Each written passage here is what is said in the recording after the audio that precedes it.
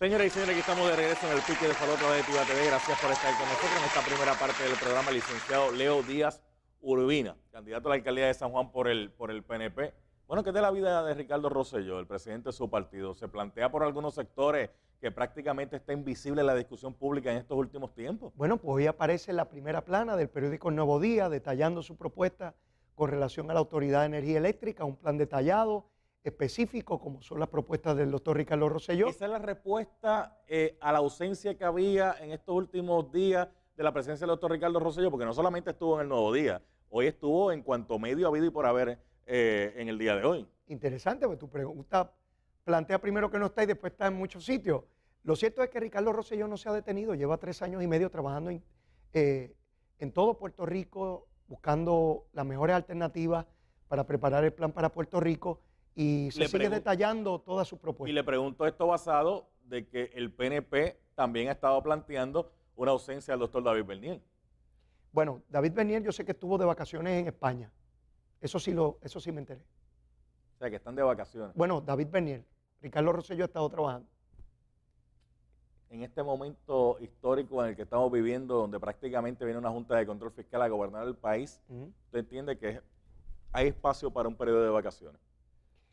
Eso le corresponde a David Bernier explicarlo. Yo nunca había visto un candidato a la gobernación que a poco más de 100 días para las elecciones estuviese de vacaciones. Eso yo nunca lo había visto en ningún partido político. ¿Qué dice esa propuesta para reformar la Autoridad de Energía Eléctrica? Bueno, estamos hablando aquí de cómo procurar el financiamiento de toda la operación de la Autoridad de Energía Eléctrica, cómo gasificar las plantas, cómo abaratar el costo de la energía en Puerto Rico, que ciertamente es uno de los principales eslabones para el desarrollo económico de Puerto Rico, encarece los costos de producción en Puerto Rico. Así que esa propuesta es muy abarcadora y es parte de lo que le tiene que someter. ¿Sería mediante una APP, una alianza público-privada? Hay parte de eso, hay parte de eso. ¿Eso sería, en cierto modo, un grado de privatización de la Autoridad de Energía Eléctrica? Bueno, hay áreas que ciertamente la empresa privada tiene que intervenir para mejorar el servicio. Licenciado Leo Díaz Urbina, gracias un ratito por haber estado con nosotros. Gracias a ti. Me dicen que está dando tenis hoy. Hoy estamos en la parcela Falú caminando con el próximo gobernador, el doctor Ricardo Rosselló. Ah, pues se queda aquí en el área. Juan Oscar Morales va a estar allí, nuestro candidato representante, y mi esposa y mis 3 hijos van a estar allí. Muy bien, bueno, pues gracias, licenciado Leo Díaz Urbina, por haber estado con nosotros un ratito acá en el programa. Señoras y señores, continuamos. Vamos a darle la bienvenida ahora a la candidata independiente a la gobernación, la licenciada Alexandra Lúgaro. Bienvenida nuevamente al programa, licenciada. Gracias nuevamente por la invitación y saludos a todos los que nos sintonizan. Bueno, estamos ahí de nada para las elecciones. 95 días. 95 días. En estos 95 días es donde los candidatos van ahora a comenzar a presentar las propuestas principales. Bueno, eso se espera de ellos. Usted acaba de escuchar ahora mismo que el doctor Rosselló propone una reestructuración de la Autoridad de Energía Eléctrica. ¿Cuál es su punto sobre ese particular? Bueno, en el día de hoy estuve ante el Foro de Químicos hablando de la problemática en la Autoridad de Energía Eléctrica. Básicamente la deuda y la crisis fiscal del país, junto a las debilidades que ha presentado la autoridad, presenta una preocupación que tiene 3 vertientes principales. Uno es la dependencia, la alta dependencia en combustibles fósiles que no son autóctonos del país, que requiere una mayor inversión de capital. Por tanto, está atentando directamente contra la sostenibilidad energética del país. Tenemos también que la operación de la energía eléctrica se ha medido en términos de kilovatio por hora y eso se utiliza como una medida de desarrollo económico, se utiliza para evaluar política pública. ¿Y qué pasa? La autoridad ahora mismo, lo que es esa visión económica ha predominado sobre la social. Ahora mismo la autoridad se ve como una fuente de negocios donde su negocio es vender electricidad y si la energía eléctrica no vende electricidad, no produce un ingreso. Y si se complica con los factores externos de mercado, los cambios sociodemográficos, la incertidumbre de los mercados del petróleo, el impacto que va a tener el cambio climático a nivel global. Y si usted ata todos esos factores a la vulnerabilidad fiscal de la autoridad, tenemos entonces que trabajar, número 1, con hacer una transición a fuentes de energía renovables. ¿Con qué recursos los vamos a hacer? Ahora mismo Puerto Rico tiene varias oportunidades ante sí. Tenemos el tratado que acaba de firmar los Estados Unidos en cuanto a cambio climático global, que va a proveer recursos para que los distintos países hagan transiciones a fuentes de energía renovables. Tenemos que la autoridad tiene que sentarse en una mesa multisectorial con el sector privado, con los sindicatos, con las organizaciones que se ven afectados. Ahora mismo sabemos que la manufactura, que es el 47% del producto del país, el mayor escollo de la manufactura y por lo que está declinando su demanda en el mercado es por los altos costos energéticos. Puerto Rico necesita de una vez y por todas parar con esta división y la polarización y tener personas en esa mesa de trabajo que realmente puedan tomar decisiones a mediano y largo plazo, que no lo estamos pudiendo hacer. ¿Cómo pagar la deuda que tiene esa autoridad de energía eléctrica que prácticamente la tiene en quiebra? Pues mira, definitivamente vamos a estar trabajando con una reestructuración de la deuda de la autoridad. Hay algo que ningún candidato está mencionando y me parece que todas las propuestas en cuanto al sistema energético se convierten en propuestas vanas cuando no hablamos de la incidencia que va a tener la Junta de Control Fiscal en esta área, porque nos hemos centrado en un debate de la Junta de Control Fiscal como un mecanismo para trabajar con el plan fiscal y el presupuesto. Sin embargo, en las últimas páginas de ese proyecto de legislación se habla de un coordinador de revitalización. Ese coordinador que va a ser nombrado por el gobernador o gobernadora de un pool de candidatos, de 3 candidatos nombrados por la Junta, que tiene que ser una persona con experiencia en lo que es diseño, planificación, operacionalización de proyectos de infraestructura. Y se le va a dar un valor añadido a esa persona si tiene conocimiento en proyectos de infraestructura energética específicamente. Esta persona viene a delimitar cuáles son los proyectos críticos, según le llama la legislación, en los que se va a aprobar una asignación de fondos. Cuando vemos la ley básicamente lo que está definiendo es un proyecto de revitalización de la Autoridad de Energía Eléctrica. Inciso tras inciso estos proyectos tienen que llevarnos a salir de la dependencia del petróleo, tienen que llevarnos a establecer sistemas tecnológicos que busquen la eficiencia del sistema eléctrico, tienen que llevarnos a buscar estos nuevos mercados. Hay más de 6 o 7 cláusulas que tienen que ver con esto. Así es que revitalizar y arreglar la energía eléctrica no es meramente hablar de propuestas bonitas y ponerle un nombre o hacer un copy-paste de algo que vieron en otro lado. Realmente tiene que ser una propuesta coherente y viable dentro de los parámetros y las restricciones que impone este mismo proyecto de legislación. ¿Usted cree que esa autoridad de energía eléctrica debe seguir en manos del pueblo, se debe privatizar, se debe crear una alianza público-privada para manejar esta empresa? Definitivamente la alianza público-privada, yo soy una persona que yo me comprometí a hablarle con la verdad al pueblo y yo no soy una persona que esté a favor de la privatización. Sin embargo, hay que saber que cuando vamos esperando que pase el tiempo, cada vez las oportunidades que tenemos de resolver ciertos problemas van disminuyendo y las opciones que tenemos ante nosotros son menores. Es como cuando usted tiene un problema ante sí, si usted lo coge a tiempo, usted tiene muchas opciones. Si usted espera que la crisis toque a la puerta, cada vez las soluciones son menores. Claro. Estamos ante un panorama en que la privatización, ya sea de la generación o la distribución, es casi inminente y hay que hablarle con la verdad a la gente. Lo que podemos hacer para que esto no ocurra es una reestructuración adecuada, es movernos ya a fuentes de energía renovable, pero lo más importante, hay que reformar el sistema de toma de decisiones de la autoridad. No pueden seguir siendo políticos por razones políticas tomando esas decisiones. Hay que tener una política pública científica, una visión de futuro, como lo tienen los países que han logrado salir del hoyo. Puerto Rico está improvisando, poniendo parchos. Específicamente la autoridad sabemos que los intereses que hay en juego es pagar por el inversionismo político. Decisión tras decisión es pagando por los favores del financiamiento de campañas políticas. Que al final el camino se lo termina pagando el pueblo puertorriqueño, porque ahora mismo nos han aprobado un aumento. Lo paga el pueblo de Puerto Rico, lo paga el pequeño y mediano comerciante, lo paga la agricultura que ni siquiera puede competir con los países vecinos.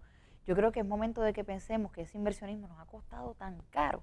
Incluso los mismos que se creen que se están beneficiando de que le den contratos con la autoridad o que guisen con este problema de andamiaje que tiene la autoridad, ellos mismos acaban afectándose porque sus negocios, en Puerto Rico vemos cómo los negocios siguen cerrando y el gobierno sigue proclamando la victoria por la gran cantidad de negocios que han abierto, pero el éxito no se mide en cuántos abren, se mide en cuántos no cierran, en cuántos logramos que escalen, que lleven sus productos a nivel de exportación y eso definitivamente no lo estamos logrando. Vamos a movernos de tema, aunque tiene que ver con el tema porque es el desarrollo económico. Usted ha planteado que en Puerto Rico debería de haber la oportunidad de que se haga negocio con el cannabis, con la marihuana. Y a pesar de que eso ha levantado críticas en unos sectores, usted se mantiene firme en que eso sería una solución si se hace de una forma estructurada y adecuada, porque tampoco sería el garete. Claro. Explíqueme esa propuesta. Mire, y porque usted, digo, que es una propuesta bastante controversial porque con un candidato a la gobernación se levanta y plantee, voy a legalizar la marihuana, aquí chocan un montón de gente con eso. Mire, yo cuando decidí hacer esto, lo decidí hacer porque no habían candidatos que estuvieran hablando al pueblo con la verdad, candidatos que el criterio para tomar decisiones no fueran cuántos votos se ganan o se pierden. Por eso he seguido firme aún a esas posturas que suelen ser controversiales, que suelen ser vistas de forma desfavorable. ¿Por qué? Porque en estos momentos Puerto Rico necesita un liderato que pueda con datos demostrar por qué tenemos que explorar nuevas avenidas para el desarrollo económico.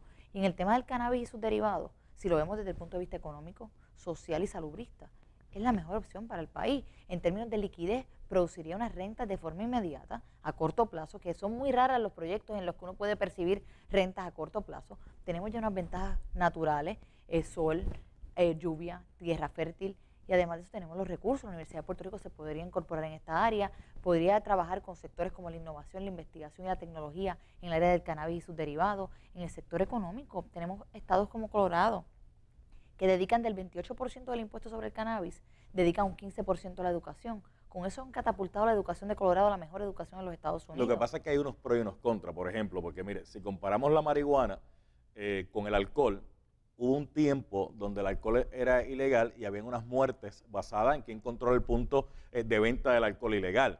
Y obviamente al legalizarlo eliminaron eso. Y mucha gente dirá, pero resolvieron el problema porque entonces ya no hay muerte porque se están matando por el control del alcohol. Pero entonces la gente se está matando en las calles. Porque el que está detrás de un volante, borracho como tuerca, y se lleva por el medio, o se mata a él, o se lleva por el medio una familia, el problema sigue estando ahí, siguen habiendo muertes. Lo que hay, los estudios, yo creo que esto es una falsa concepción de lo que está pasando con las industrias de sustancias, o en el caso del alcohol o el tabaco, antes y después de ser legalizada.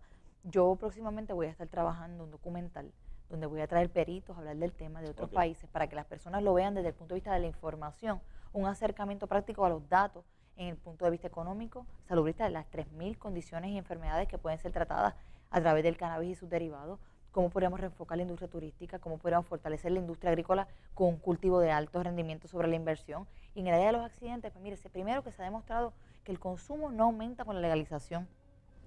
Las personas que lo están utilizando lo van a utilizar sea legal o sea ilegal. El único problema es que ahora tenemos jóvenes que están yendo de 3 a 8 años a un sistema que no rehabilita. Tenemos jóvenes matándose en la calle por la guerra, por el control de los puntos de droga. El que va a usar marihuana de una forma ilegal, lo va a usar legal, como le dije.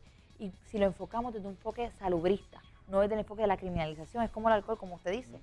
El que bebía antes de que fuera legal y bebía después de haberse legalizado, y el irresponsable que lo hace de forma irresponsable, hay unos mecanismos para trabajarlo. Y ese comportamiento irresponsable se da por falta de educación, por falta de unos controles, no tiene que ver con que es legal o no sea legal. Y para eso es una industria altamente regulada. Pero hay unos estudios también que plantean que muchos jóvenes que después buscan drogas más duras comenzaron por la marihuana.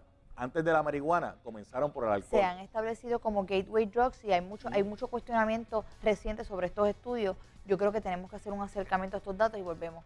Tiene que ser sobre un enfoque de los datos. Yo creo que llevamos tantos años con tantos prejuicios y tanta desinformación que estamos perdiendo una opción viable para el país de quitarle de ese negocio de las manos a los criminales, bajar nuestra criminalidad en el país, producir rentas para fortalecer sistemas de retiro, para fortalecer el sistema de educación, para fortalecer esos sistemas que se han debilitado ante la falta de liquidez. ¿Cuán real sería eso de quitarle las drogas a los delincuentes de sus manos? Porque, legalizamos la marihuana, pero es que el problema sigue más. Está la heroína, está la cocaína, están... Es que Puerto Rico hay hasta drogas que son legales ahora mismo, que se utilizan en el mercado ilegal. Yo he hablado del cannabis como un primer paso. ¿Por qué? Porque usted mismo lo ha dicho, es un tema altamente controversial. Pero a lo que se deben de mover, deben mover las sociedades de avanzada es a la legalización de todas las drogas y a su regularización, como lo han hecho los países nórdicos, que ya ni siquiera tienen cárceles, porque enfocan esto desde la educación, un enfoque médico, preventivo, primario, cómo tú trabajas esto a través de la educación, a través de unos controles salubristas, no la criminalización. La criminalización demuestra una y otra vez que no logra acabar con el problema del uso y abuso de sustancias controladas. Déjame hacer la pausa, voy a regresar con la licenciada Alexandra Lúgaro, que de hecho ha sido primera plana. Usted es de los candidatos a la gobernación que más seguidores tiene en las redes sociales. Obviamente hay mucha gente que plantea que tenga muchos seguidores no necesariamente eso significa que son votos, pero significa, más allá de que sean votos o no, de que hay gente pendiente de lo que usted dice, que la están escuchando o que están, ya sea para felicitarla o ya sea para criticarla. Definitivo, es un mensaje, y yo creo que mucha gente que habla de las redes sociales ve los likes nada más como única variable. Hay otros términos como el alcance, el engagement. Estamos hablando de una página que está logrando un alcance de sobre 2.8 millones de personas semanales, un engagement de personas que comentan, que comparten, de sobre 600.000, 800.000 semanales. Y definitivamente no hay una correlación entre un like y un voto, pero es una audiencia cautiva que está escuchando un mensaje, que lo está multiplicando de forma exponencial, que está permitiendo que lleguen a otros grupos demográficos y definitivamente crea el poder de impactar la sociedad mediante traer al debate público asuntos que antes no eran ni siquiera discutidos. Déjame hacer la pausa Pero obviamente cuando usted dijo que quería ser candidata a la gobernación, muchos medios tradicionales le abrieron las puertas o... ¿Lo quiere hablar después de la pausa o lo quiere hablar ahora? Vamos a hacer mejor la pausa porque creo que le va a tomar un tiempito. Vamos a la pausa y regresamos en breve con más del Pique del Falón.